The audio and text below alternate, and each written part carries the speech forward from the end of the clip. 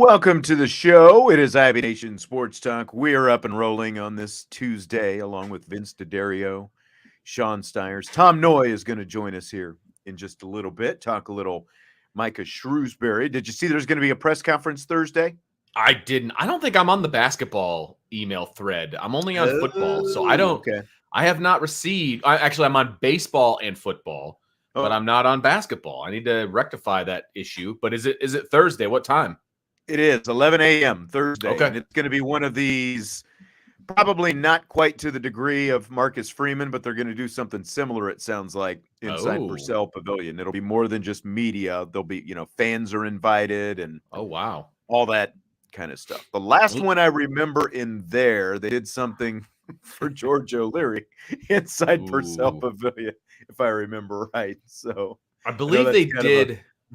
Let's see. I believe they did Chuck Weiss in one of the domes of the Joyce Center, but I don't believe it was in the Joyce. Like, it wasn't in the basketball part, but did they do a reception for him? Because they did. It was the whole, I remember being at his press conference, and it was in the little side, just the little side. Was it? Okay. Yeah. Because I remember standing. It was. By the time I got there, it was like a snowy day and the room was already full. And so I was literally standing against the wall, like beside the stage kind of thing. And his agent was sitting in the front row.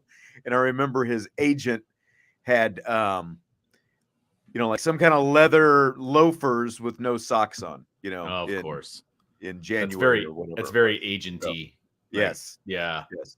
Well, was that the one where he's like, you were 6-6, you are who you are, you are what your record says you are. Yeah. You're gonna have a hardworking, blah blah blah, nasty football team, and a decided schematic advantage. That's right. That's the one that will live in all that was right there. Okay, all right. So that's not how I remember it. But again, I wasn't Maybe actually it was there. Tyrone Willingham. Maybe they did something for Willingham. I don't know. I came in the middle of Willingham's tenure, I do believe, with you, I want to say. Well, you were 2004. You came in basically at the end of his tenure. You got his last season, and then him getting fired, and then Charlie Weiss. Yeah, that's right. That's one of the things that I got to do for you, and I say got to do because it was cool at the time, was they would have their weekly press conferences for the head coach over at WNDU. That's right. And so I was, end of college, beginning of career, right? And so I was, working at the bar and like a waiter, doing that whole thing. So I would go to his press conferences at WNDU and cover those for you, get audio and all that fun stuff. So that's how long ago that was. WNDU pressers. That has been a while. That's for sure. Yeah. And that might have been the last year they did that, because I think right after the Goog was built was when they started doing the press conferences over there with Charlie.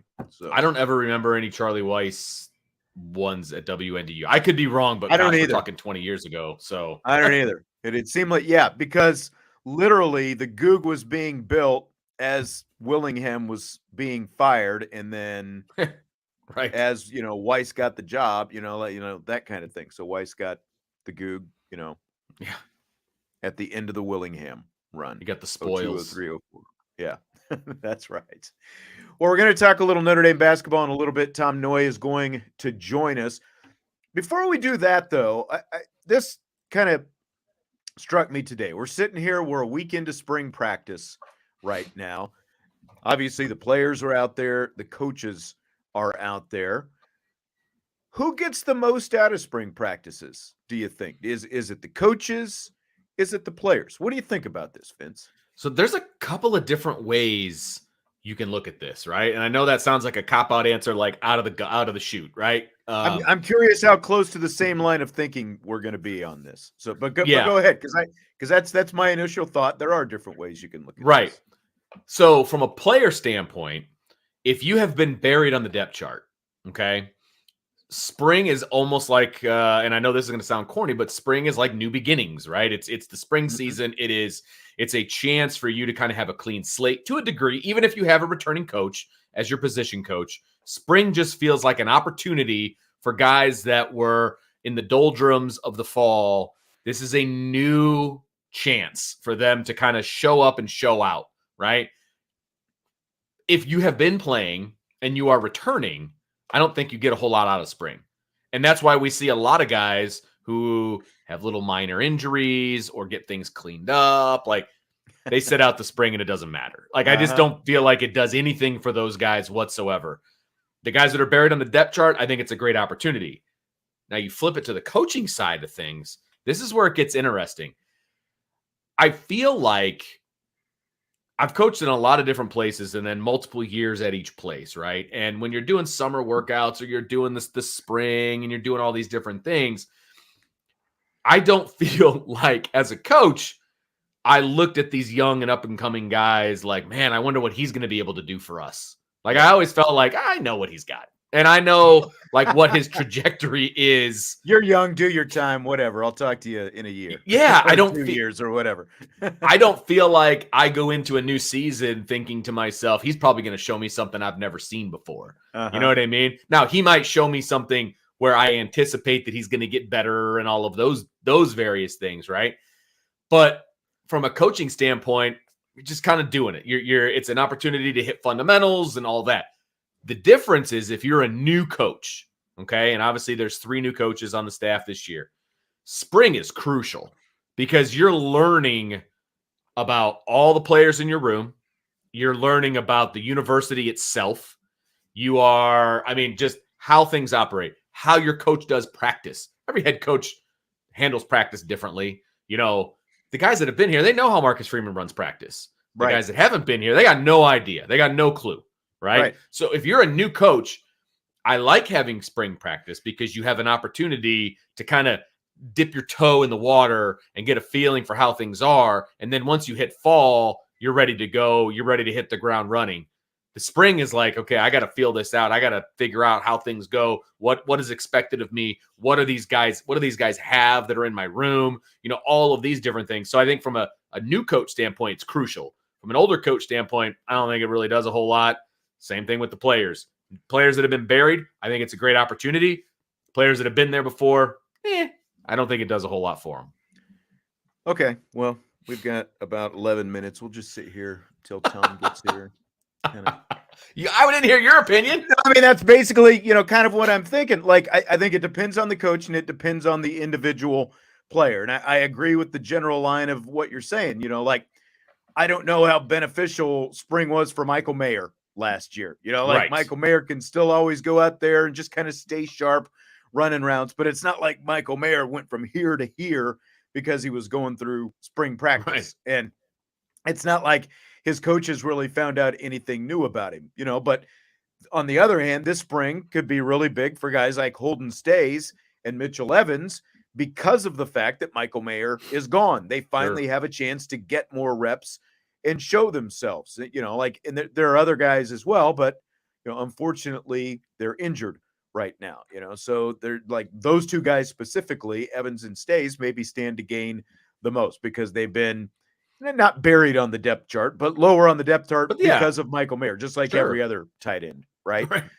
And just what you were just saying, like last spring, I think was really important to Marcus Freeman because it's his first spring as a head football coach. And really, like yesterday, we talked a little bit about, Jared Parker and, is he putting his stamp on the offense and those kind of things. Right. Marcus Freeman, he was up close and personal, obviously, with the defense in his 1 season as defensive coordinator, but now you're in charge of the whole thing. And there are a lot of things that Marcus Freeman had to figure out. Like he could steal, sort of some of Brian Kelly's blueprint. Like he knew from the previous spring how Brian Kelly had run things. And so he could go off that, whatever that outline was, and just start with that and then go, okay, I'm not going to do this. I'm going to do this. And, just like the tempo drill at the start of practice, they got rid of the tempo drill, so. Yeah, they did. Get rid of the tempo drill. We're going to do this instead. And he talked a lot about being competitive and they all start with that competition usually at the beginning of practice where the offense wins or the defense wins. They got a little extra running to start things off. I kind of dig the competition at the beginning. Now, from a media standpoint, I love when they did the offense on air because they did 3 groups and you knew the depth chart for the day. Like you could write it down. this is the first team, this is the second team, this is the third team. Like that was super helpful. It's a little more of a blurry line these days And as to who's, it's like they're keeping that from us now. Oh, it's like of all the things that Marcus Freeman is doing, Marcus Freeman is not letting us see that depth chart as much as possible. He's not dumb. No. But so for him, last spring was really important because it was his first spring as head coach, and he had to find all these things out. And now a year later, as he talked about, he can come back and now he refines it and stuff like that. But as a head coach, I don't think it is as important to him. Now, are there important things that are happening during spring? Of course there are, developmental and the whole thing. But just in terms of him and how he was going to run spring, I don't think this spring is nearly as important to him as last spring. Sure. Because again, like when you mix in the fact that now he's the coach of the entire team and getting to know guys on the offensive side of the ball more, like sitting in on the quarterback meetings and, offensive meetings and doing all those things as the head coach. Just like this spring, I think is more important to guys like Jared Parker, Joe Rudolph, and Gino Guidugli. Absolutely. Because they're all in, two of them are brand new to Notre Dame. And one of them, obviously, Parker, is new to the position that he has of offensive coordinator. No doubt. And I think, when I went into the practice last Saturday, right? I went into practice and I'm a little embarrassed to say this out loud, but I'm going to say it. I'm going to be humble about this. I was like, they were doing some drill work and the quarterbacks were throwing to running backs and tight end, just little stuff, just some timing stuff, no big deal. And every fourth or fifth rep, Gino Guidugli would throw, right? Because they just had an odd number, whatever the case may be, right? And I leaned over to Brian and I go, "Who's the older guy throwing passes?" He's like, "The quarterback's coach." Oh, yeah, that makes sense. Okay. Like I don't think but you weren't expecting him to have gray hair, were you? I wasn't. I really wasn't. Yeah, I mean that was like when we got to sit down and talk to him a few weeks ago when he first got here. That was the first thing that stood out. It's like all the pictures that we've seen of him. I don't think that he had gray hair like when not he was like at that Cincinnati and stuff. No. And look, I'm obviously not insulting his gray. Like I'm the guy who got his first gray hair literally in 7th grade. So I'm not like knocking his gray hair by any means, but it did catch me off guard a little bit. Did. It's a guy who's in his 40s, Yeah, I was surprised at how gray his hair was. And so it didn't immediately register with me who he was. But once I figured it out, of course, I was watching him. Like I was watching some of the newer coaches. Now, Rudolph was way off into the other side and we couldn't really go over there. And we were on the ground level. I don't know if you were aware of that, Sean. We weren't allowed to go upstairs on Saturday. We had to stay low on the field. I didn't know that. They had all the recruits they didn't want upstairs. you seeing things. Oh, okay. They had all the recruits upstairs. So there was no room for us, media folk, which whatever, it's fine. But he was all the way over on the other side of the field. So I didn't really get the chance to see him. And as I heard one of our fellow mediaites on the sideline, you couldn't hear him either, which is so not like it's been for the last 365 days of practice. When you're talking about the offensive line coach, you can hear Harry Hiestand from fields over. Could not hear Coach Rudolph at all. That's a good point. I didn't think about that from that first morning when I was out there last Wednesday. You couldn't hear Joe Rudolph's voice, and you could always, at some point, hear Harry Hiestand. That's for sure. Yes, and they were in a different spot. Usually they're off in the end zone. They were like on the opposite sideline over by the door, the big doors that go up in the indoor facility. So like they were so far away, you know what I mean? So I didn't get a chance to really watch him, but Jared Parker was much more audible and around and, that kind of a thing. So of course I think it's crucially important for the new guys to figure out, okay, what's my role? Who are my guys? What is this going to look like? What, again, what does my boss expect of me? Yeah. And now the flip side of that is the players, because there are, it's not like no player has anything to gain. I think you touched on it before. It is typically, like I was talking about with the tight ends, it is typically the younger guys. And like Jeff says, it's bigger for the players that have a shot to play and really haven't, like Burnham, Ziegler, Snead on defense. If they shine, it'll be interesting to see how they'll be used in 2023. Force Al Golden's hand. And, let's just throw Prince Collie in there because, Sure. I see people, sometimes on the board saying nobody ever mentions Prince Collie when they talk about the young linebackers. Prince Collie, he's in that mix. He's, I guess, whether or not he's young anymore since he's considered a rising junior now or whatever. But, those guys on the defense, there are obvious guys on the offense as well. It obviously, spring means a lot to those young players because it's their chance to kind of shine and try to make a name for themselves, try to carve something out for themselves. And that's that group that I was talking about at the beginning, right? It's the guys that have been buried on the depth chart. And buried is a strong word, right? But every one of the starting linebackers is coming back this year. Yes. So this is going to be a great opportunity for those guys to attempt to make a name for themselves in the spring, because if they're doing it right, and we're not at every practice and we're not there for the entire practice, if they're doing it right, the veterans don't need every rep like that. It's just not, it's not necessary, right? You love to have your best guys out there. You love to see, this kid clearly knows what I'm wanting him to do and he's going to do it. And you, as a coach, you always want the guys out there that are going to do what you want them to do, right? You always want your best guys out there, always. Yeah. But in the spring, you're not really preparing for anything specific other than the season in the fall. And so get those young guys out there. Let them shine, right? Absolutely. Rep it out. Yeah. So is there a player on the offensive side of the ball? Like we talked about Jared Parker. This is a, kind of a important spring for him because, again, kind of in the Marcus Freeman type situation last year. New, promotion, in charge of more than just a small position group, as he said yesterday. Now he's in charge of half the team. So is there a player on the offense who maybe this spring is more important for than Parker? I've tossed around a couple of different names in my head. You could say Sam Hartman, but at the end of the day, he's a sixth-year senior. He's going to figure it out. Yeah, that's what I was getting ready to say. He'll figure it out. Yeah, and is it important for him? Of course, like getting the timing down and doing all of those things. But if he goes down with a shoulder injury and he's out all of spring, but he's ready to go as soon as spring practice is over, for example, he's going to have plenty of opportunity over the summer to get his timing down with the wide receivers and all of that. So that he'll be fine.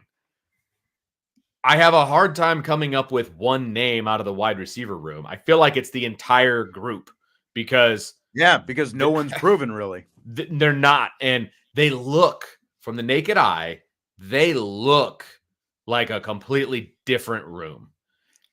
And it's so much fun to watch that. Like the quarterback room and the wide receiver room are like night and day difference from top to bottom than anytime last year. Right. If you want to look at quarterbacks, you look at the four deep at quarterback. Well, last year, what was the four deep at quarterback? Right. Like this is a completely different conversation. Looking room. Yeah. You've got two guys that aren't even on the roster anymore that were a part of the four deep last year. Okay. And the drop off from 1 to 2 was gargantuan. And then the drop off from 2 to 3 and 3 to 4 was just as big. Right. I mean, it was ridiculous. But then the wide receiver room has been completely remade physically. Like, not only do you have these great freshmen that have come in, but the guys that were on the roster last year, not only did they get some experience, but they're just bigger, stronger. They look faster. Like, it's just, the whole thing's been remade. You know what I mean? And so I concur. It's that wide receiver room, man. They've got a lot to prove, but I think they can do it as a whole. I think I really do think that they can do it. Let's bring in our old friend, Tom Noie. He's blowing on his. Is that a harmonica you're playing there, Tom? No, I'm good. I was a little chilly. So I'm sitting here in a pair of shorts. It's 47 and sunny outside. Shorts. I know. Absolutely. Gee, you're one of those. Well, I got my 8-mile walk in today. Shorts and a t-shirt. There you go, baby. Wow. There you go.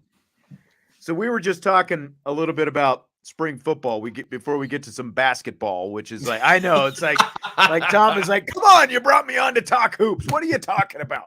We got to get one football question in. It's standard. It's in your contract, right? That's Anybody right. You talk to, you got to get one football question in. One token football question in. That's right. The question that we were just talking about, is there one player on the offense who has, more like who's the importance of this spring is more important than, like Jared Parker being new to the position, offensive coordinator, running the show, doing that whole thing. So we were just talking about the spring is important to Parker because of that new role and everything. So like, if you compare that to the players, is there a player who maybe can get more out of the spring than his offensive coordinator ultimately will? Absolutely. You want me to go with a guy? Sure. I'm going to go with Lorenzo Styles. Yeah, that's big. Like, let's see you be a top flight, not necessarily 1A, but be a 1B type of receiver where you're first in every drill. You don't have bad body language. You look like a guy that can be a breakout pass catcher for 2023 and can be a guy that the quarterbacks trust, because Lorenzo Styles, for all his talent that I've heard about the last couple of years, didn't see it. You kind of didn't see it on Saturdays for various reasons. Dropping the ball, not being part of the game plan. Preschool and elementary school's over. It's time. It's time to join the big kids at recess in 2023. If you're Lorenzo Styles, he has all the talent to be a top flight receiver. Let's see some of that this season. I completely agree. I think he makes perfect sense, because we thought that he was going to be the alpha guy of that room last year. And just like you said, for multiple reasons, it just didn't happen. And him I think maybe him getting a little bit of a reset. Obviously, he has the same head coach, but he does have a new coordinator now. He has a new quarterback who I think we all can agree should be more consistent than the old quarterback that he had. We don't expect him to be locked in on one All-American tight end like the guy, predominant guy last year. So I agree. You're absolutely right. I think the first thing we think about is, a guy like Tobias Merriweather, or even the early enrollee guys, just because it's like, oh, all this young, unproven talent. But Lorenzo Styles, definitely, that guy's got everything that it takes except the production to be the guy at the front of that group. And you guys were talking before I came out. I heard you, like, that room is so totally turned over from last year. Maybe that helps push Lorenzo Styles into an elite wide receiver, because you've got Tobias Merriweather. Jaden Thomas looks like he's headed toward a pro career the way he looks early in the spring. Yeah. Jaden Greathouse, Rico Flores, some of the younger guys that will push Lorenzo Styles maybe a little bit harder and better than what the group did, than what the room did last year, where you didn't have such a talented group of receivers. Now that you do, now that you've got better receivers, maybe that makes Lorenzo Styles a better wide receiver. Well, and I think I'm going to piggyback off what you said there, Tom. I agree with you completely, because right now he's not running with the ones. Like the ones are Deion Colsey, Braden Thomas, and Tobias Merriweather. It's not as much pressure. Like, all the pressure was on Lorenzo Styles last year. He didn't handle it very well, right? I mean, it's at least on the field. He didn't handle it very well. He was fighting the football. Like, he didn't handle it very well. He doesn't have to be the guy. He could be a really good guy and a really big, important piece of this team. That he doesn't have to be the guy. Yeah. That can be important for him. You're absolutely right. Take some of that off him, And the one practice that I've seen so far, because I went on Saturday, he just looked more confident. He looked smoother. He looked more confident, made a great catch down at his ankles, and kept going. Like, he looks like a different guy than he looked last year. One practice. We'll see where it goes. I'm glad you were able to go to practice Saturday, because Sean and I were down in miserable, cold, windy Greenville, rainy South Carolina.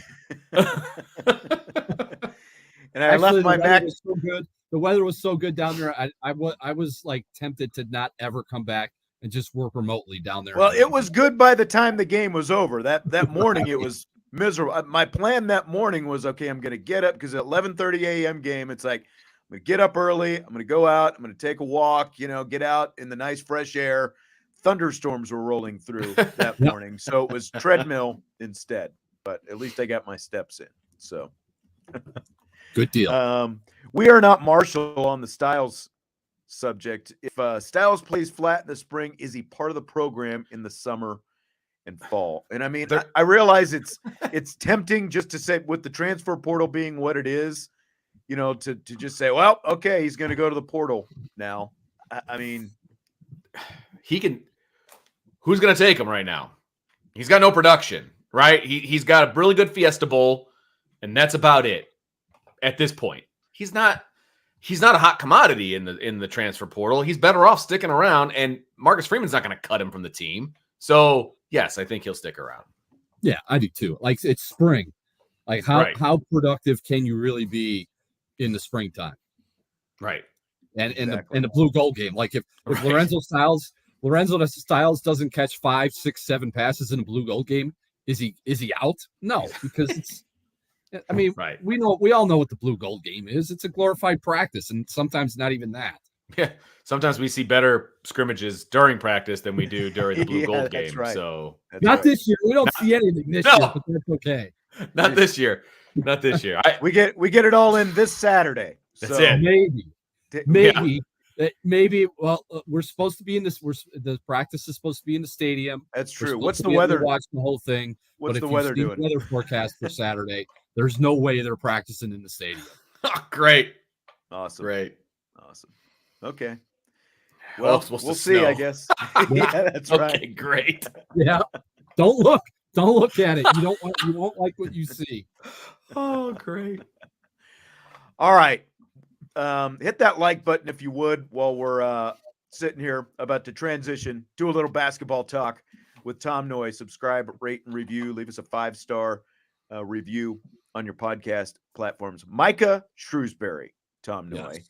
Named men's basketball coach last week. There's going to be a press conference Thursday morning. Vince and I were talking about that at the start of the show. This all really came together pretty quickly. Like after Penn State was done, it was like bada bang, bada boom. How important was it, do you think, to get this done as quickly as possible? I don't think it was that important. You know why? Because I think I know what Notre Dame's going to say, and they're going to stick to what they're never going to give us media guys that much credit. But Notre Dame had 63 days to kind of work through this process. Yeah. They knew really early that Micah Shrewsberry, if he wasn't the number 1 guy, he was probably somewhere in the top 3. And I think given Jack Swarbrick's prior relationship with Micah Shrewsberry's dad, right, knowing Micah Shrewsberry, knowing that Jack Swarbrick really admires Brad Stevens, Micah Shrewsberry's professional arc in the college game, in the game of basketball.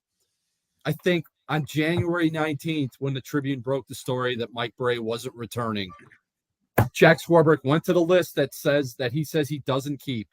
But if he did, I think Micah Shrewsberry was the guy that just jumped off the page for Jack Swarbrick. He went to the list that wasn't there, but somehow was there. The people that say, well, yeah, look at what Penn State did in the Big Ten tournament.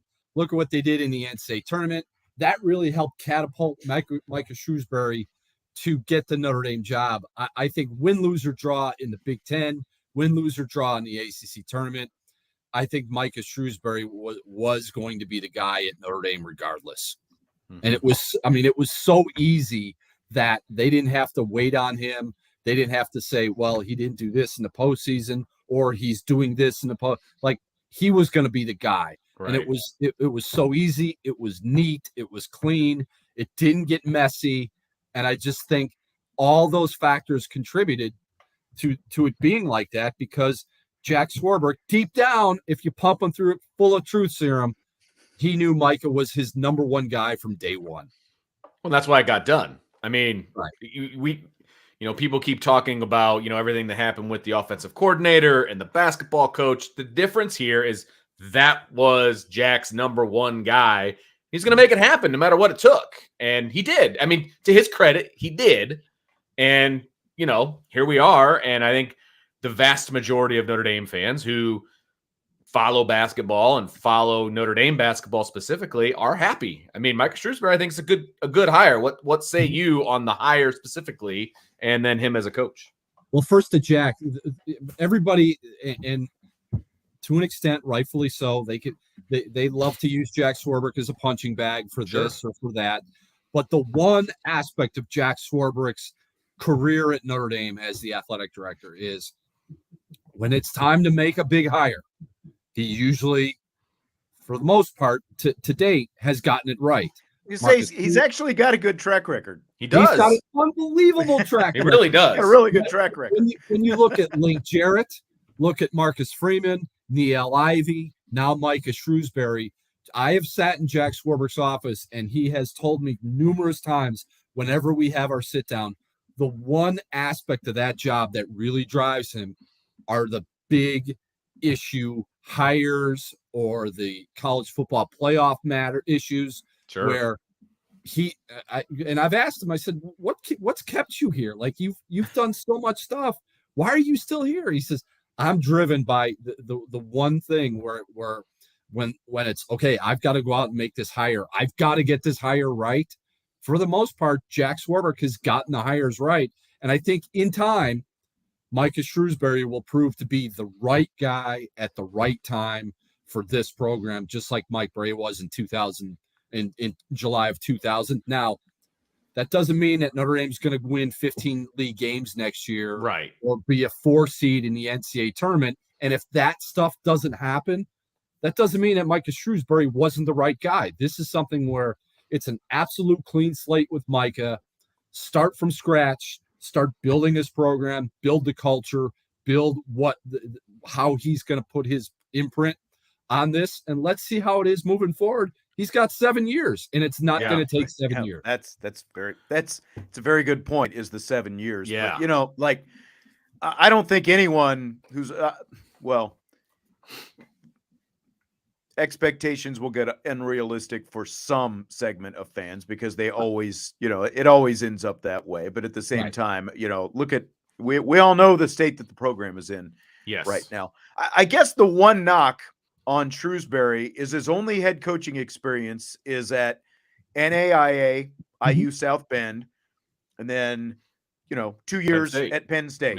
So a very, very small amount of head coaching experience. What do you think about that? Are you concerned about that at all? What do you think?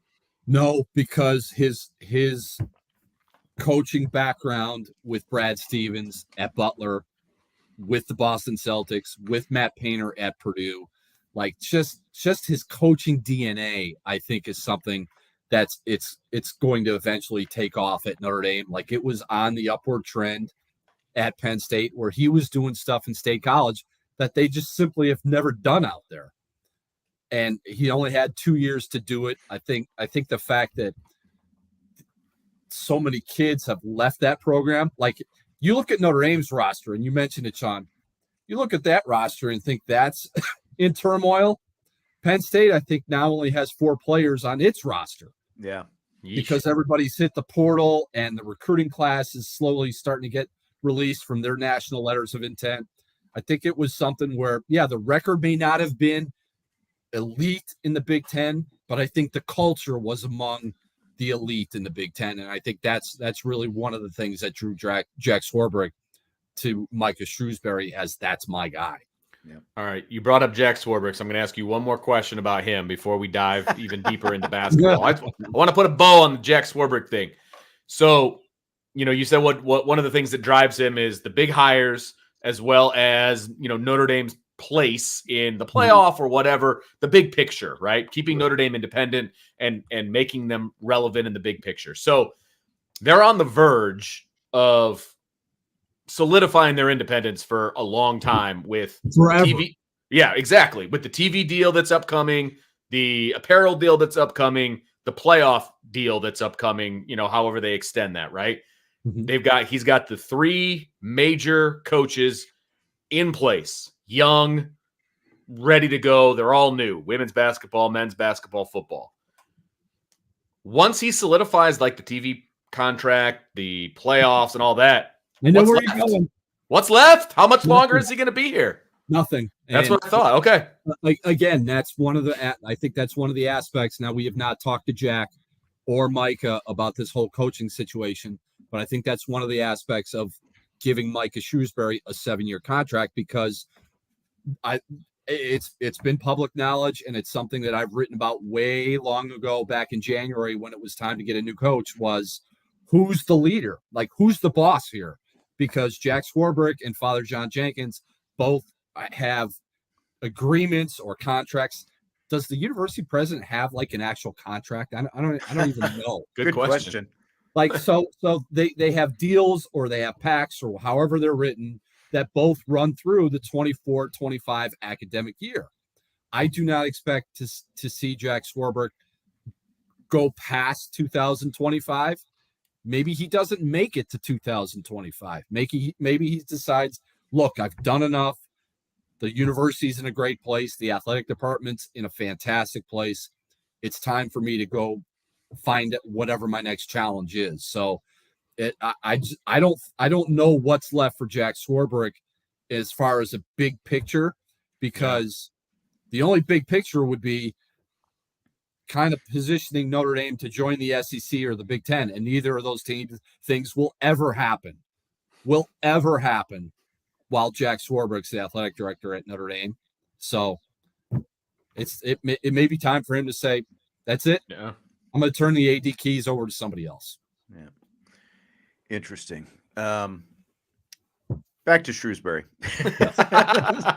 So as we hopscotch around. Yes, that's right. This is like what we used to do on radio, Sean. We're all That's right, baby. That's right. We just jump all over the place, right. hopscotching, bebopping, and scatting all over the place. Yep. The Brad Stevens connection I'm curious about, because Shrewsberry was on his staff for a few years down there at Butler, and he was, on the staff when they were national runners-up 2 times in a row, 2010, 2011. But he goes from IUSB to joining Brad Stevens' staff down there. The only connection I can find between I don't know how much background you've done. They're both from the Indianapolis area. They're both the same age. So the only real connection is like, okay, they probably played against each other back then, and like AAU high school days, whatever. Like, is there any other, like, how did this guy end up going from IUSB to on the staff for one of the most successful runs in Butler basketball history? Brad Stevens and Micah Shrewsberry were friends early on. Now, I don't know what the timeline of that is. I have an interview scheduled with Brad Stevens a week from tomorrow. Ooh, juicy. To talk about Micah Shrewsberry. And Brad Stevens owes me, because in 2013, I did the Blue Ribbon magazine preview of Butler, spent about 35 minutes on the phone with Brad Stevens. He gave me 2,300 words of transcribed notes. And 2 weeks later, he took the Boston Celtics job. Oh, my gosh. So 9 pages of transcribed notes from Brad Stevens. Never saw the light of day. Wow. So that was my only interaction with Brad Stevens. I will talk with Brad next week. We'll talk more about Micah Shrewsberry. Okay. But I do know that there was somewhere where they connected early, whether it was elementary school, whether it was high school, whether it was AAU, and became instant friends, where for whatever reason they just clicked and they just stayed friends as Brad went this way and Micah went that way. And then they came together at Butler, came together again with the Boston Celtics. And then Micah kind of figured out, if I want to be a college coach, maybe I better parachute back into the college game, which is why I wound up with Matt Painter, and then eventually took the Penn State job a couple years ago. So obviously Micah Shrewsberry has hit the ground running, at Notre Dame. I know that they hosted some guys over the weekend. What can you glean from some of the moves of not only what he's done, but what some of these players from Penn State have done? Other guys, like, how do you see this roster kind of shaping up? I mean, he's got 8 scholarships to give away, right? I mean, it's pretty wide open, it sounds like. So what are your thoughts? Obviously not necessarily details, but what are your thoughts on how this thing is going to shape up? I'm going to go out on a huge limb here and say one of the Penn State recruits is coming to Notre Dame. Probably the one that shares his last name. Braden Shrewsberry, could he end up at Notre Dame? Breaking news. I think Braden Shrewsberry will end up at Notre Dame. There's another Penn State recruit that might end up at Notre Dame. Logan Imes from Zionsville. He has asked for his release from Penn State. According to Logan's father, he did not, contrary to some reports this past weekend, Logan Imes did not visit Notre Dame. He is in the process of setting that up with Micah Shrewsberry. I know that Micah Shrewsberry met this week with Dom Campbell, who's in the portal at Notre Dame, has not closed the door on returning to Notre Dame. Good. So I think this roster will be rebuilt a little easier than what some might expect. What I can't get a handle on right now, Vince, is what the status is of the transfer portal in relation to guys who are not graduate students, like the graduate transfers. I think they'll be looking at maybe one or two graduate transfers. But what about guys who aren't graduate transfers, which is a bridge that Notre Dame hasn't crossed since the portal became the portal? Yes, they've only looked at graduate transfers. Marcus Hammond last year, Paul Atkinson 2 years ago. They haven't done anything with traditional transfers. Are they going to do more with that? Because it's, well, this guy's interested and that guy's interested, and this guy has Notre Dame on a list that has 75 schools. And it's like, I don't know how to gauge that interest until Notre Dame comes out and says, we can do more with traditional transfers, because they haven't done that. So it remains to be seen, like with guys like that. But I think there'll be enough guys, whether they're Penn State recruits that have asked out of their national letters of intent, or graduate transfers, or traditional high school students. Like Brady Dunlap was a top 100 guy from Studio City, California, committed, signed with Notre Dame, asked out of his national letter of intent when Mike Brey said he was leaving. Brady Dunlap has not closed the door. What if you get Brady Dunlap back? What if you get Dom Campbell back? Marcus Burton's coming in.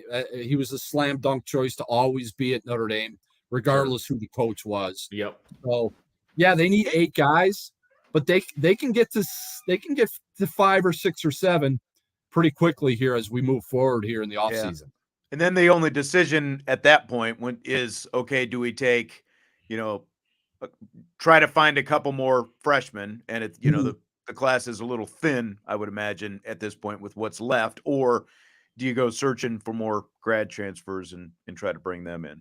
I think right at the top of Micah Shrewsberry's list, again, I don't know, we haven't heard from him. We'll hear from him on Thursday, but other than working with the current guys and maybe some of the semi-current guys, work with the returning guys, then try to get to know Dom Campbell and show him what you might be able to do for him if he decides to stick around. Same thing with Brady Dunlap. After you work through that stuff, I think job one is you have to go to the portal, whether you get a graduate transfer or a traditional transfer, but this team needs a veteran point guard. I love Marcus Burton. I think he's going to be a really good college player, but you, in good conscience, you cannot agreed. hand the ball to Marcus Burton as a true freshman, going from the NIC to the ACC and saying, here you go, kid. Here's the ball. It's your job. Run the team. So go get you need a veteran point guard in some way, shape, or form for 23-24. Because look, Mark, I was going to say, I just wanted to jump on the Marcus Burton thing because I think he's got a ton of talent. His size is going to be an issue, obviously, but he can take anybody off the dribble now. But going into the ACC, that's a different conversation. He's going to take his lumps. He's going to play, I think, more than he probably anticipated before all of this went down. Right. But in a backup point guard role, I think could be perfect. Still going to take his lumps, but he can learn from a veteran. And if they get themselves a couple of graduate transfers, point guard obviously being one of the number one, they're going to have like 2 years of eligibility left because those guys were here during COVID, right? Right. So you get a couple grad transfers, they're at least here for a couple of years. And I think that could be big too. Yeah. And I mean, Marcus Burton right now, he should be named Mr. Basketball, maybe named as early as tomorrow, but he's just not. He's not physically ready or just mentally ready to go up against guys like Jarkel Joyner or Caleb Love or Isaiah Wong, or you run through all the point guards in the ACC that they run at you. Tyrese Proctor at Duke, Jeremy Roach at Duke, all the point guards that you're going to have to go up against. I think it's just so early in Marcus's development where come in off the bench, be the backup point guard, be the guy that's going to go against the other team's reserves and kind of feel and learn your way through the ACC. And then as you grow your game, then you'll be more confident and say, all right, I'm ACC ready. Let's turn this thing loose. Absolutely. There's the 24/7 was crystal balling the 6'10" 4-star power forward Kerry Booth to Notre Dame. I don't know just exactly how closely you follow the recruiting end of things, but like seems like that would be a pretty prominent signing if they're able to get him in week 1. Sean, other than sitting at home waiting for 6:20 to roll around to talk to you, I have done absolutely nothing else today, but recruiting. I got pages of notes on Kerry Booth, on Braden Shrewsberry, on Logan Imes. I'm telling you. Give us some juice. Give us what you can give us then. Okay. let me turn the page. Kerry Booth, 6'10", 190. Kind of scary because it's only 190. Right. But he would have been Penn State's second highest recruit in basketball program history. Wow. He's a top 100 guy. His dad, Calvin Booth, played at Penn State. He's currently the general manager of the Denver Nuggets, and he's a really good prospect. Now, he played at Brewster Academy, so he played in basically like a semi-pro ACC type of high school league out in New England. Like that's the A-level New England prep school, Brewster Academy, Northfield, Mount Herman, all those other schools out there he played in. And you look at his stats. I talked a little bit with his high school coach, Jason Smith, who's been there for 20 plus years at Brewster. And Jason said, yeah, well, Kerry averaged 10 points and 5 rebounds. And you're thinking 10 points and 5 rebounds. Wait, that's got to be a mistake. Really? He's a top level D1 recruit and he's averaging 10 points and 5 rebounds. Well, he plays on a Brewster team that has 9 guys. Wow. Going that earned D1 scholarships for next season. And he was one of the 9. And I think they went like 35-6 this year. I think that's what he said. The coach said the record was. So it's a really high level program. And if they can get Kerry Booth, if they can get Braden Shrewsberry, if they can get Logan Imes, you go from 5 guys to 8 guys right there. Yeah. Before you even tap the portal. So Kerry Booth, I don't know what, I mean, who knows what the crystal ball projection thing is these days. But if I'm a Notre Dame men's basketball fan, I'd feel pretty good that Kerry Booth will be suiting up for Notre Dame in 23-24. All right. What about the staff? Like, is that something that, maybe we're going to find out Thursday? Do you have any idea or the other end of it, like what's going to happen with the guys who are on Mike Bray's staff as well? I think it's really hard if you're Micah Shrewsberry. And I have to couch this by saying, look, I have a ton of respect for guys like Anthony Solomon and Anton. I mean, I've known Anton Weiss for 26 years. Yeah. And then Hamlet Tibbs, the new guy on the staff, and Ryan Greer, the video coordinator, and Patrick Rogers, the ops guy. I have great respect for those guys. I really like those guys, but it's hard if you're Micah Shrewsberry and you're walking into a program that went 11-21. And I wasn't suggesting that he would. No, I know. I'm just saying, and went 3-17 in the ACC. Yeah. It's really hard for a head coach to say, I'm going to retain that guy. Again, I have no inside knowledge. Like we said, we've not talked with Micah about staff. I don't know what he's thinking, but I think it's just best for everybody, given the type of year and just the type of black cloud that was hanging over this program for myriad reasons this past season, just to start fresh and bring your own guys in and have fresh ideas and fresh voices and fresh opinions. There's an assistant coach. His name escapes me right now, but there's an assistant coach on the Penn State staff that was on the Penn State staff with Micah the last couple of years, who has been with Micah since Micah was a grad assistant at Marshall. He's basically been with Micah every step that Micah's taken, except for maybe the Boston Celtics. So I would think that he would join the staff, but I do know that they will expand the coaching staff. They're going to add one additional position. So that opens up a space for another guy to come in, whether that's an administrative guy, whether that's an on-court guy. I think Micah will be able to answer some of those questions on Thursday. But with Micah, it's let's just start new, wipe the slate clean, and let's move forward. All right. Here's one final question for you tonight that Coach Bent. Your top 5 local boys players from the last 10 years. Wow, 10 years. That's a very short period of time. It is. Maybe let's go like 20. And that's two. Again, I get asked, like, who are your top 5 in Notre Dame men's basketball since you've covered the program for the last 25 years? And inevitably you leave somebody out and I wind up pissing somebody off. Somebody gets ticked. They'll text me. They'll text me and say, "What are you doing? I thought I was in your top 5. I thought I was your guy, blah, blah, blah." So, I mean, off the top of my head,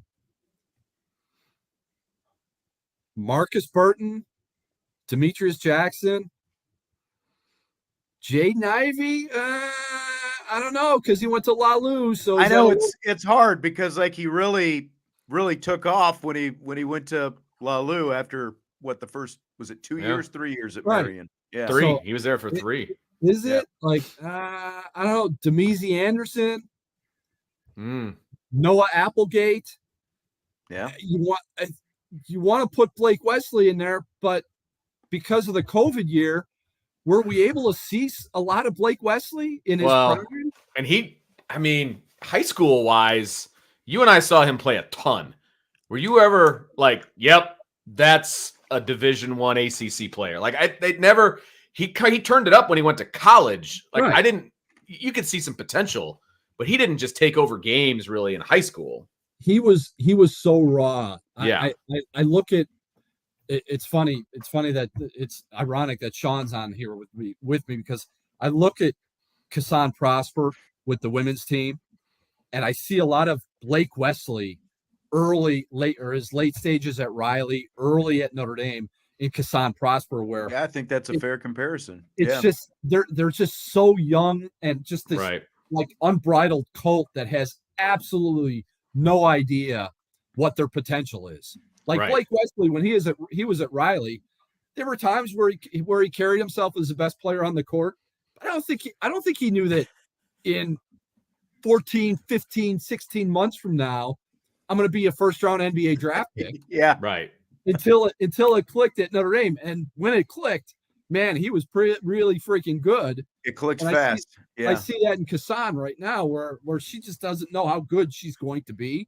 Yeah. So I don't know if I can put Blake Wesley in my top 5, which leaves another spot open. Like, there are a couple kids from Washington that you may want to throw on there.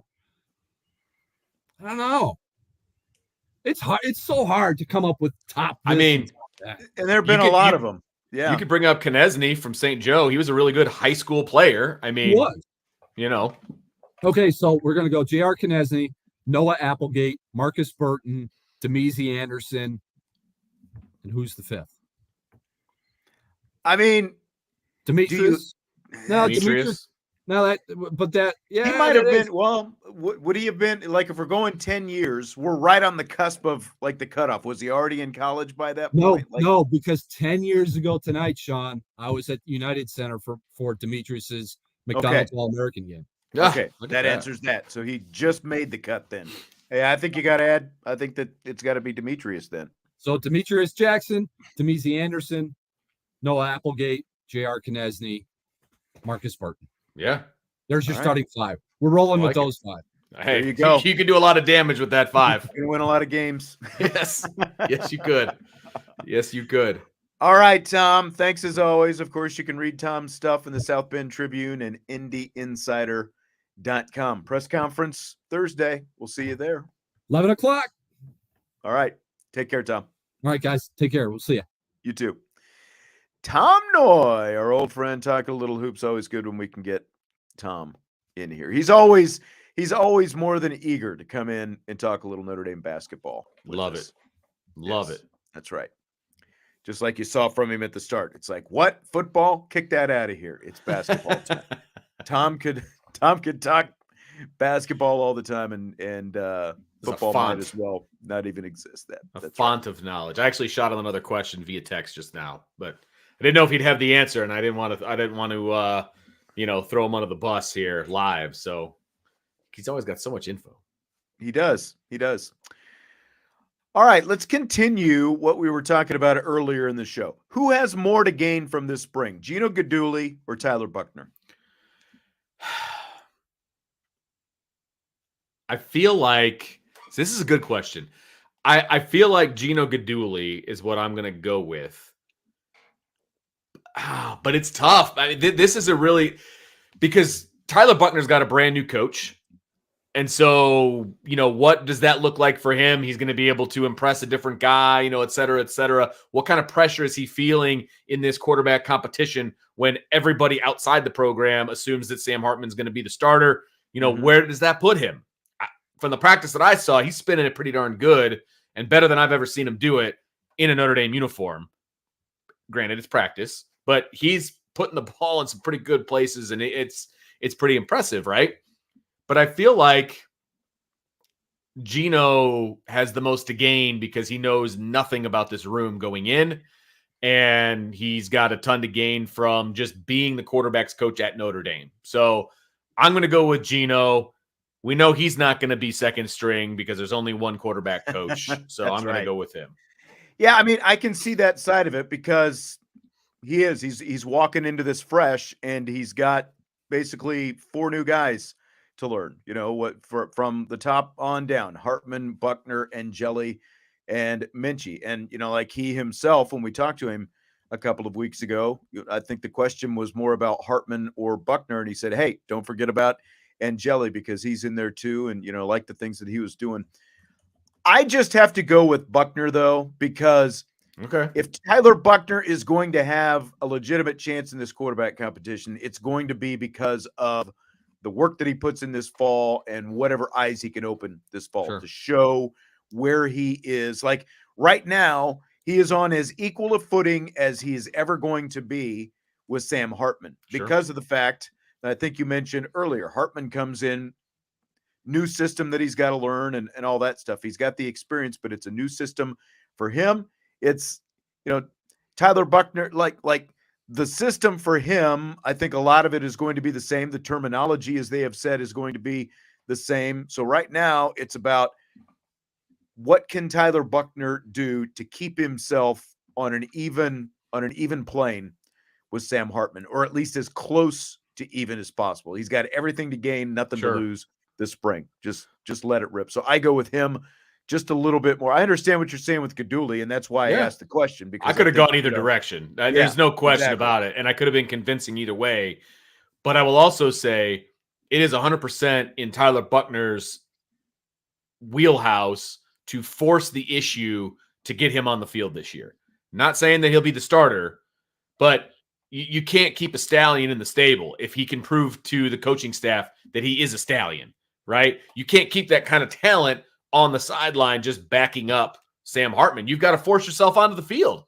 And I think he has the opportunity to do that. I'm not saying he's going to force himself into the number 1 position.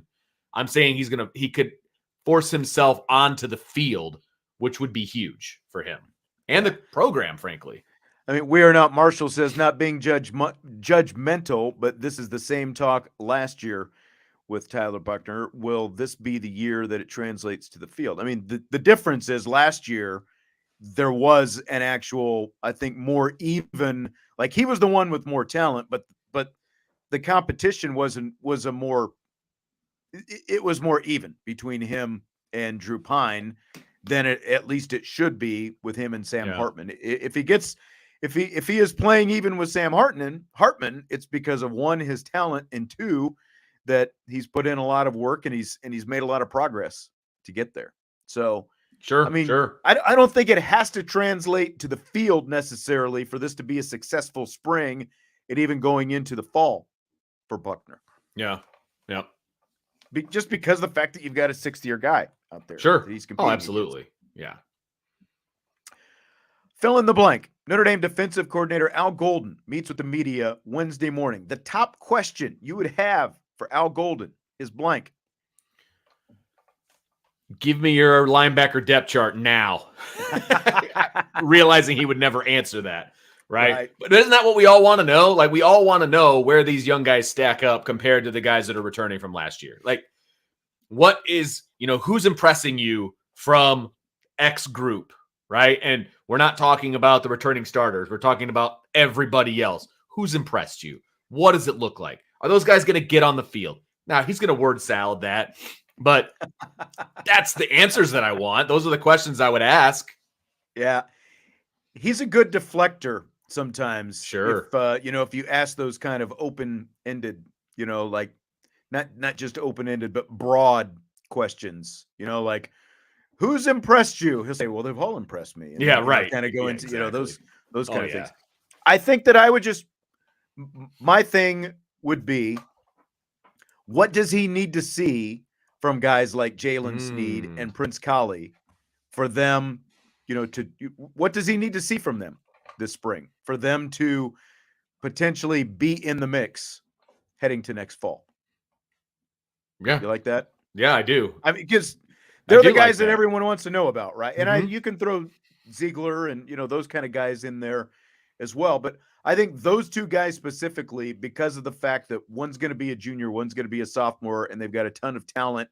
And those are the guys we get asked about the most. What does he need to see from those two guys this spring? Because eventually we're going to start asking about different guys because they're never going to get on the field. Like that's how it feels. And so like we're asking about these guys because they are arriving into their window of where they need to be productive players at Notre Dame, or they're going to leave. I mean, that's where we are with the transfer portal and the way things operate, right? So where are those guys? Have you communicated with them like where they are? What does it look like from your perspective as the defensive coordinator and as the linebacker coach? Where are these guys? I concur. Totally. Yeah. And we'll see tomorrow. They're bringing out 3 linebackers. Right. I believe Prince Kollie is going to be one of them. They're going to save some of the other linebackers for later on in the spring, I guess, but we'll get 3 of them tomorrow anyway. Josh says, great interview. And then he gave us a super chat. Thank you. Bam. Super sticker. Thank you very much, Josh. Appreciate it. Thank you. All right. Lamar Jackson wants the Ravens to trade him. And he is the talk right now. He is like the Aaron Rodgers stuff is hit the back burner. It's all become about Lamar Jackson over the last week or two. Colts are apparently in play for a trade for Lamar Jackson. Here's what Colts general manager Chris Ballard said when he was asked about Jackson this week. Quote, anytime a special player is available, which he is, you've got to do the work, all right? I'm not going to get into deep discussions on where it's at or what we're doing or what we might do. But what I'll tell y'all is he's a really good player, a really special player, but you never know how any of this will work out, end quote. So, Vince, if you're the Colts, how far would you be willing to go to get Lamar Jackson? Not very, if I'm being honest. I would not leverage the future of the franchise to bring this guy in. I just wouldn't. I mean, I wouldn't give away a bunch of number 1 picks. I wouldn't give him a boatload of money that's going to cripple your franchise moving forward if all of your money is going to be towards a quarterback, because I don't trust him to be healthy enough to make a huge difference in Indianapolis for the long term. I just don't. And we've just seen it time and time again with various mobile quarterbacks, and they've been really special early on in their career, and then they're just injury prone and they are not special moving forward. And that's my guess is that's the number one thing that the Ravens are worried about and why they didn't want to give him all the money that he was looking for, because they don't want to leverage their future. And so if I'm a Colts fan, I'm real worried right now, because it sounds an awful lot like to me that he's their number one option going into this season. Well, that's a problem to me. And I get what you're saying about the injuries. I like like I said, initially when we started talking about Lamar Jackson a couple of weeks ago, I wasn't as high on it. What was my rationale? You had to cater the whole offense to Lamar Jackson. Sure. But you've got Shane Steichen, who came from the Eagles system, who just worked with Jalen Hurts, and like you had Jonathan Taylor, it makes sense for who they have as their new head coach. If you were going to cater, the guy is only 26 years old and he's already won an MVP. So like, I would not mind giving up a couple of first round draft picks. It's the money that I think is going to be the issue. What he wants, in addition to what you have to give up to get him, it's the money that you're going to have to pay to sign him that's the issue right now, because you've got a quarterback coming out of that first contract. Yeah. And he wants to be paid. And that's where the Colts could really be hamstrung. And like Jim Irsay has said, Jim Irsay doesn't want to pay the guaranteed money. And I don't blame him, and that's like the whole Deshaun Watson deal last year that the Cleveland Browns, they set a precedent. And that's what happens in the NFL. As soon as the first guy get it, everybody wants it. And so now everybody wants this guaranteed money.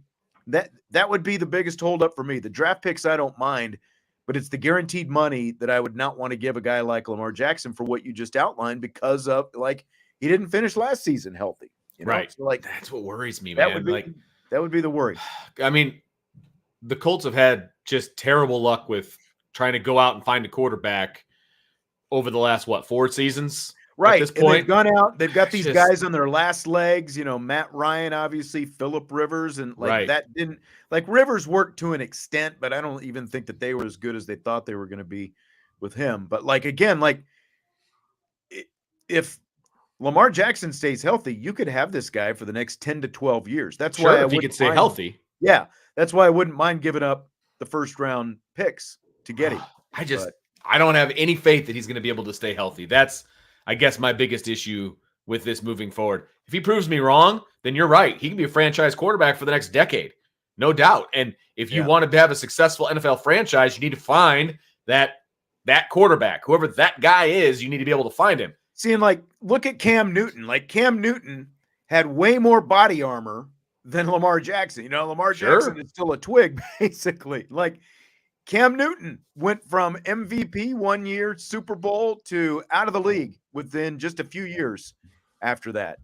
So I agree to an extent with what you're saying. You are rolling the dice with that kind of quarterback. And I saw somebody say, Michael, said the mobile quarterback is, the trend the NFL is going to, but the question is still going to be how long that trend lasts because of the health factor of these guys, the resiliency or the lack of resiliency. I mean, like Jalen Hurts is on top of the world right now. But so was Lamar Jackson. All it takes is one hit, and that and that changes real quickly.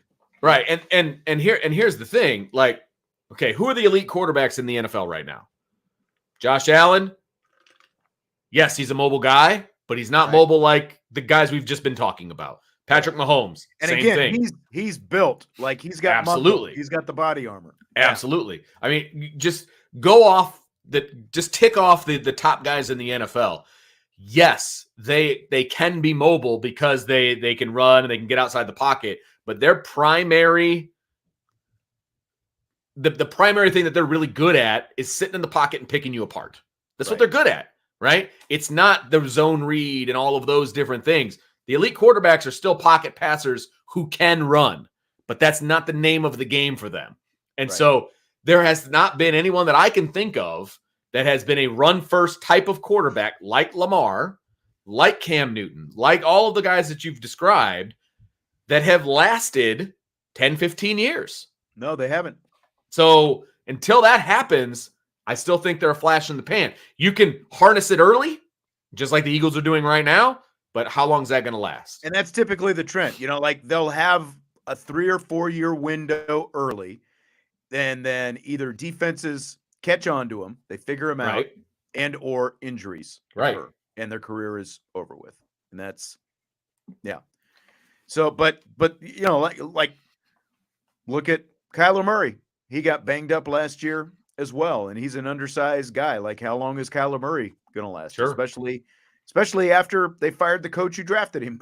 Yeah, a good year call. after they had just drafted another quarterback in the first Yeah. round. And that's the other thing.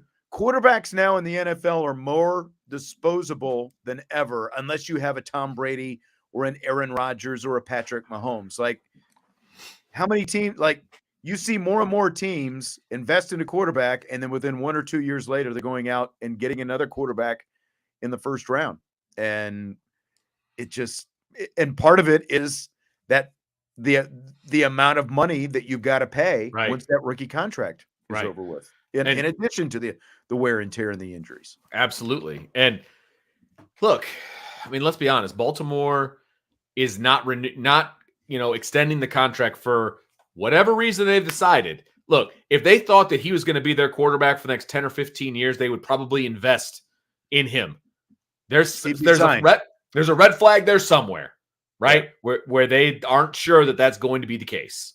Well, I'm sure that being his own agent doesn't help anything. That doesn't help in any way, shape, or form. It just doesn't. I mean, socks or no socks, you kind of need an agent.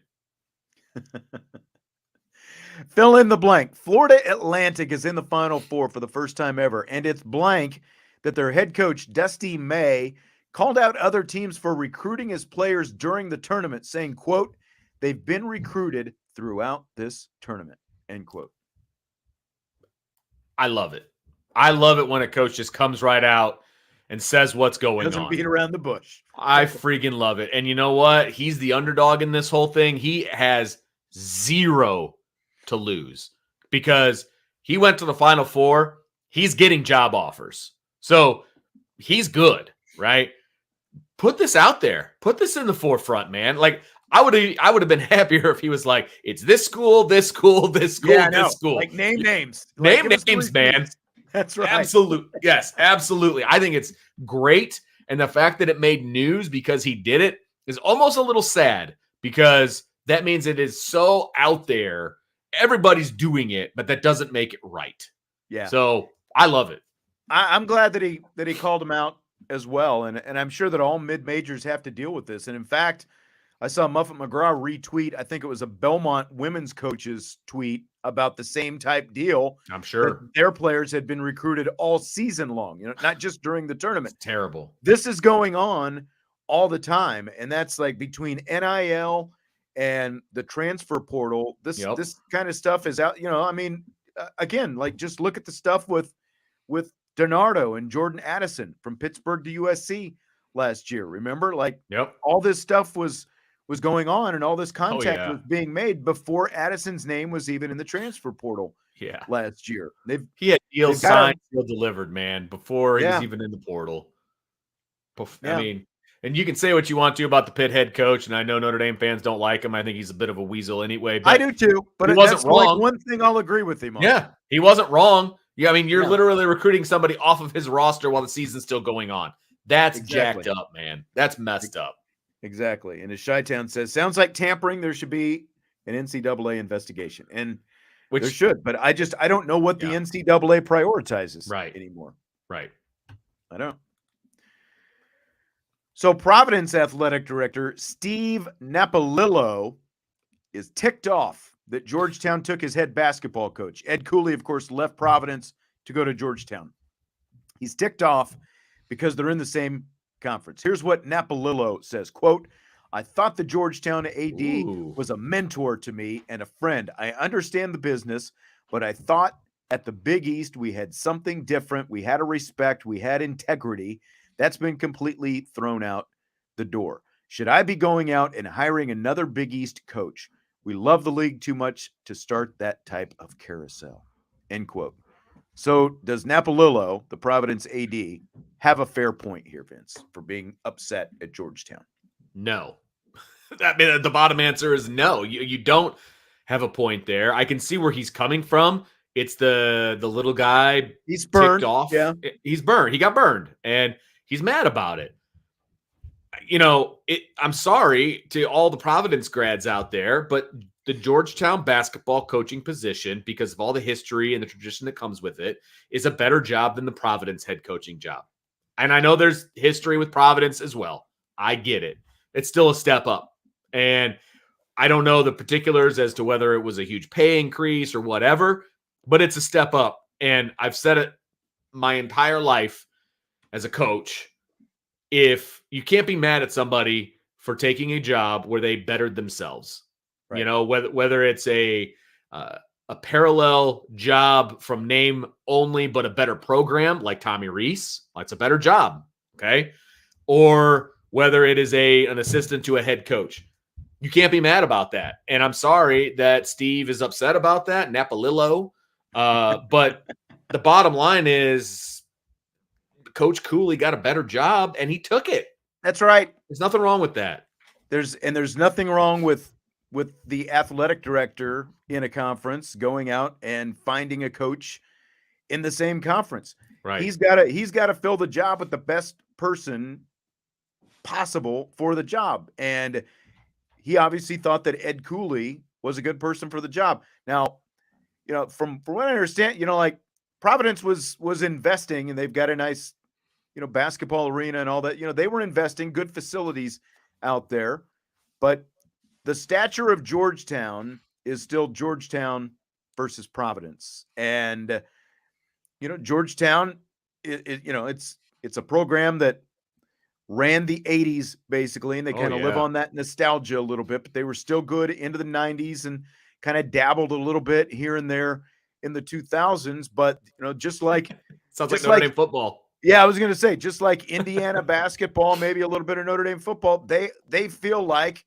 there's a history there and they want to get back to that. And they've tried it with these last few coaches. I mean, they went back to arguably their most iconic player, Patrick Ewing. Yeah. And it didn't work out. And so now they're going to a guy who's got a track record of being a good head coach. Got to get the best guy for the job. And it doesn't matter what conference it's in. I'm sorry. Like, you got your heart broken because you had to give him up. It doesn't matter if he's going in the same conference or not. Just like you said, Vince, Cooley's got a better job and their athletic director got a better coach. Right. You got to move on and do what you got to do now. Now, as Providence, you go hire the best coach you can find. And it shouldn't matter what conference he's in. This is similar. Okay. You want to put a Notre Dame spin on it, right? Doherty, when he was the head coach at Notre Dame for 1 year and everybody was all excited about it, he got offered the North Carolina job. Right. Okay. I mean, it's his alma mater. It's a better job. It's, the history, You just kind of got to tip your cap and hit the job pool again. I mean, it is what it is. That's the same conference. Well, I guess it wasn't the same conference back then, but still, it's a better job. Yeah. There are some jobs that everyone's going to pack up and leave for. I guess the question is Georgetown still worthy, of like being considered in that echelon? They from a success standpoint, they haven't been for the last 10 years or so. But again, they feel like they can get there, and they just need the coach to do it. But isn't it one of those situations where if you can be the guy to bring them back to where you think that they should be, you're immortal? Yeah, you know what I mean? Exactly right.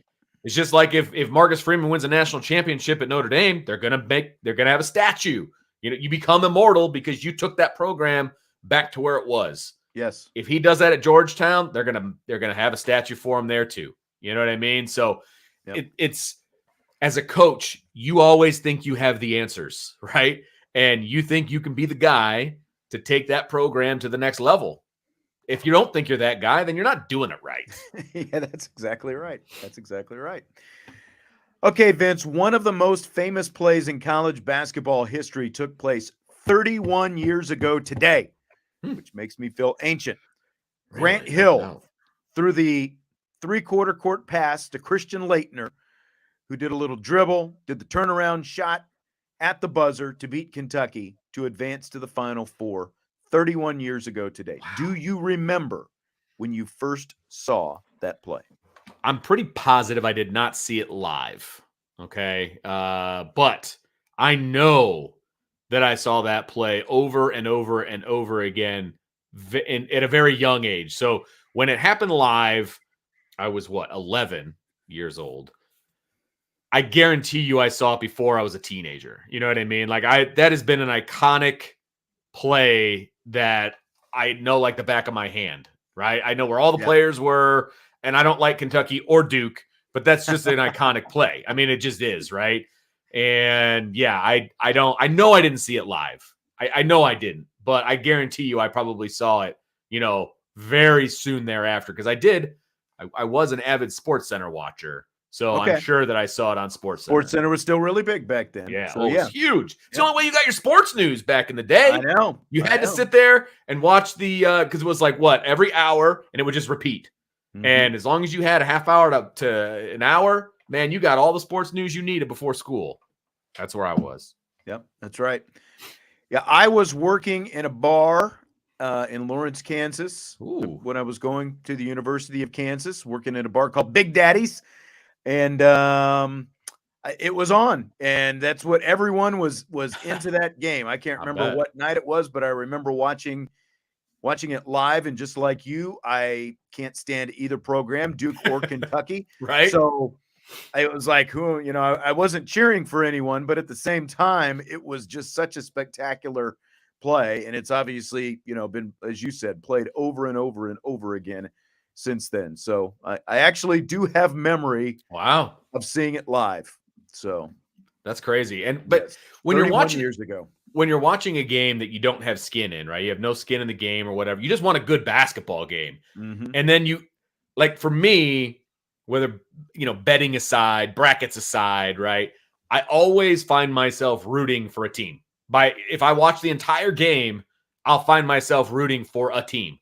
And so, you get sucked into it, and that was a great game. I mean, the way that it ended, obviously, is iconic, but it was a great game. It was a back and forth game the whole time, if I remember correctly, and it was a great game. So, of course, you probably remember watching it. I just don't remember what I was doing when I was 11. They went on and beat the Fab Five in the championship. That's right. Was that the timeout game? That was the next year. The timeout game was when the Fab Five played North Carolina in the champ. Yeah. Yep. But that was iconic back then. Those teams, and it's like it just makes you, long for the days when guys actually played together for more than a year or two. They were together, that group of guys. As much as I still loathe Duke, that era when you had that group of guys, Grant Hill, Leitner, and Hurley, and those guys all together for 4 years, and the Fab Five for that matter, and the UCLA group with Tyus Edney and the O'Bannons and those guys, they were all together, and Corliss Williamson and the Arkansas group, Scotty Day and all those guys. It's like those whole groups played together, and that was just so many good teams back then. I realize you were a young pup, but no, but it's funny because it's funny the way your brain works. I remember Grant Hill more as a player for Duke than I do playing in the NBA. You know what I mean? Because he played for the Pistons, right? And so I never saw any of his games. I saw the Bulls play, I saw the Pacers play, that kind of a thing. And that's back when I watched the NBA, when it was the 90s NBA. That was fun to watch, in my opinion. Grant Hill will always be a Duke player to me. He'll never be an NBA player. He'll always be wearing the blue and white. Same with Christian Leitner. Oh, 100% Christian Leitner. 100%. Yep. And I remember being ticked off that he made the dream team in 92.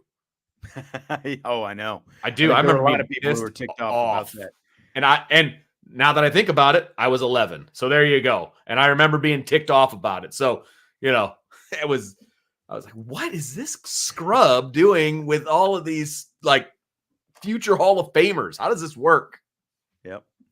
Michael said that he partied in Lawrence when he was stationed at Fort Riley. There you go. Which is between Junction City and Manhattan. And I lived in Manhattan when I was young, moved to Salina after that. My mom was born, and my sister was also born in Junction City, which is on the west side of Fort Riley. And my wife is from Topeka. So Michael's been all over my old Kansas Yeah, no stomping grounds kidding. there at Fort Riley. My grandpa, I think I've said this before. My grandpa was, he was career Army, and his last duty station was Fort Riley. That's And how that's where you my settled dad in. ended up, in Kansas and all sense. that kind of stuff. So, yep. Back in the day. All right. Well, appreciate you joining us tonight. We've got a lot going on over the next couple of days. Oh, Tommy Guns. Tommy there. just He went lost there. all credibility. I'll put it on the screen, but I'm not even going to say it. Come on, you're better than that. You can come up with something better than that. Come